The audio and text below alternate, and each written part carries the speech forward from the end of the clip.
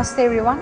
Welcome back to Yoga and You. It's great to see you all again in Yoga and You. Today at 136.1 Chennai, you are with me, Joshna Ramakrishnan, to explore and understand your body and breath with your heads down. Yeah, you're right. We're going to do inverted asanas at this episode and how keeping your heads down will make you stable and grounded. Before getting into the asanas, we'll learn why and what about inversions.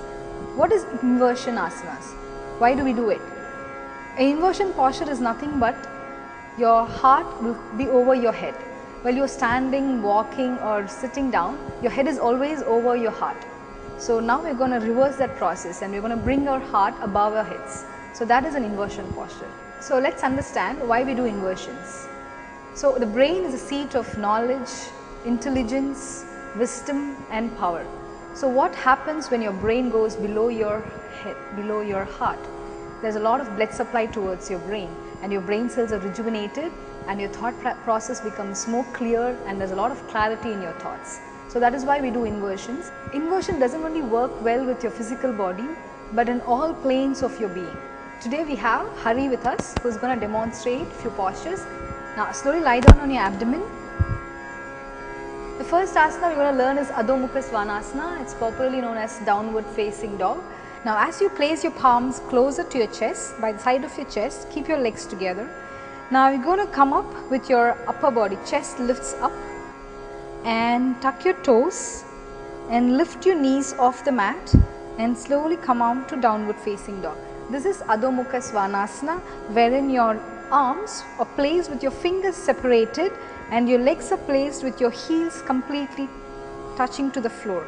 And what happens when you do this, there is an extended position in your back. The lower back becomes extended, so your hip goes up and your abdomen is contracted. You stay here for a couple of breaths, say 4 to 5 deep breaths and then you can relax.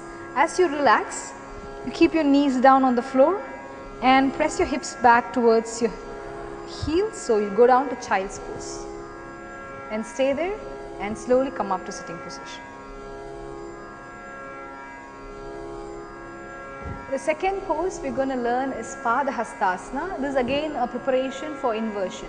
So you stand tall and now you take your arms up towards the sky, lengthen yourself up as much as you can. Now bend from your hip level, so you reach forward and your back becomes completely straight and you go down towards the floor. As you go down to the floor, insert your palms under your feet and lift your head and look up forward. So you have a nice concave back and this is very difficult to achieve in the first practice. You will take a couple of times to take it. So when you have a nice concave back, slowly bend your elbows to the sides and take your forehead to your knees. So even in this position, your legs are completely strong. The knee is completely locked, there is no bend in your knees and your elbows are bent to the sides, so you take your forehead to your knees. And you stay there for 4 to 5 breaths again, and as you inhale, slowly release your arms away from your legs and you roll back up vertebra by vertebra. Your head comes at the last, your chin is towards your neck and you slowly roll up.